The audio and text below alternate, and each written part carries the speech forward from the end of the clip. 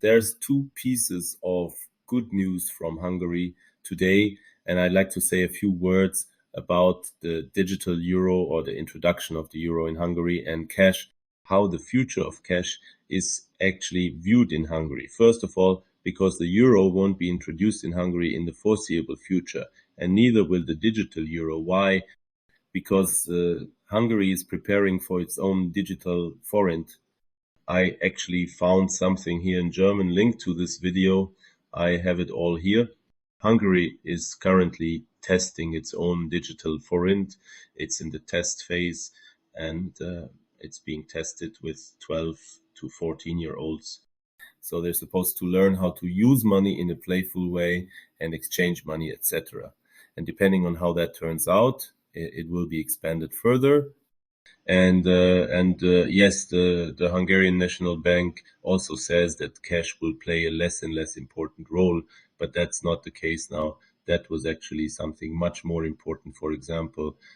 But the Hungarian National Bank also says that if Hungary introduces the digital forint, it will thereby also gain a kind of sovereignty over the increasingly powerful Europe.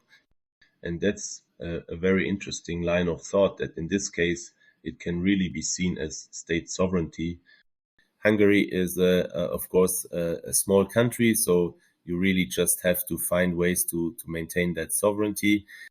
They practically assume a further reduction in cash. In other words, that more and more people will pay with credit cards. In addition, the Hungarian National Bank says that with this digital forint, they will not only create a counterweight to the euro, but also become more independent from credit card companies. MasterCard and Visa have a practically monopoly-like position, not just in Hungary, but also throughout Europe. But that this also creates independence. So, and the second thing is the issue of cash. I have an article for you from the alternative news portal Apollo News, which is a highly recommended online portal for anyone who isn't familiar with this yet. Hungary's Prime Minister Viktor Orban is implementing comprehensive measures to protect cash.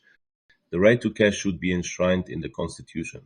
So, and in this case, it's very good if you have a two-thirds majority, you can make a constitutional amendment, or rather enshrine the right to cash in the constitution. Besides, because of course it's generally good if you can enshrine it in the constitution, but Viktor Orban is currently implementing large-scale measures to protect cash. He had already said that in his speech on the state of the action in February, but on the 11th of March, a corresponding constitutional amendment was initiated, so that's all going well. But the banks, for example, that are trying to remove ATMs, of course, it's easy. You can't withdraw any more money, so they have to expect very high fines if they remove their ATMs. And he's actually thinking of fines in the region of €500,000, so that's quite a lot. But on the other hand, which I also think is good, he wants to hold municipalities accountable, which means that they also ensure that there are always enough ATMs, especially in small villages and so on, so that people can get cash there. So Orban also says that cash is a question of freedom, and whoever wants to continue using cash should do so.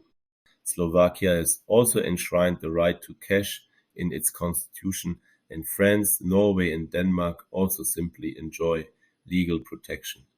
That's something because more and more people here in Hungary, for example, go shopping at Tesco. They like to pay by card. But of course, we can't say, oh, you all have to pay with cash. So it's really bad if you pay by card. We obviously can't restrict people and force them to pay in cash. So everyone does it the way they want. In contrast to Germany or the Eurozone, it's much more difficult because it's not a legal or political issue that anyone wants to abolish cash altogether. Yes, the constitutional enshrinement of cash was originally proposed by, I would say, a national party, our homeland, and it has now been implemented by Fidesz. Yes, so more reasons to come along. With that in mind, like the video, and subscribe to the channel. Take care. Ciao, ciao.